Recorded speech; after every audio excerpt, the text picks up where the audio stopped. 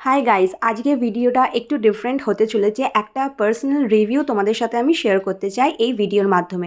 একটা dress order করেছি, তোমরা দেখতে পাচ্ছ মিন্ত্রা থেকে ড্রেসটি অর্ডার করা হয়েছে। ব্ল্যাক কালারের একটা পাকিস্তানি স্যুটটা এরকম কিছুটা দেখতে, আর এর প্রাইস পড়েছে 2519 টাকা। প্রাইসটা অতিরিক্ত হাই, বাট যেটা আমার প্রবলেম হয়েছে যে কোয়ালিটিটা এসেছে, কাপড়টা ছিল একদম ইউজ করা অ্যান্ড পুরোপুরি ডার্টি।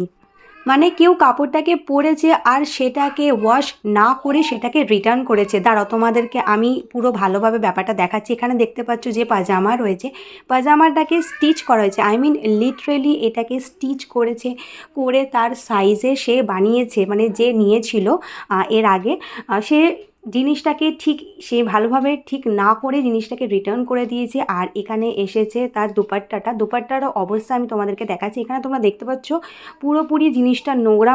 কোনো ঘাসের ওপর বা কোথাও বসা হয়েছে যেখানে ঘাসের পাতা ছোট ছোট টুকরো লেগে রয়েছে। ভিডিওটা বানানোর মোটিভ আমার এটাই রয়েছে যে মানুষ জামা কাপড় নিচ্ছে, নিয়ে তারা এত বাজেভাবে জিনিসটাকে পরে নষ্ট করে তারপর রিটার্ন করছে। ভিডিওটা বানানো তাদের উদ্দেশ্যে যে তোমরা প্লিজ যখন কাপড় নেবে, যদি পছন্দ না হয় তো ওটাকে ইউজ না করে রিটার্ন করার চেষ্টা করো, অথবা কমন সেন্স গাইজ, তোমরা অ্যাটলিস্ট ওয়াশ করে সেটাকে রিটার্ন করো।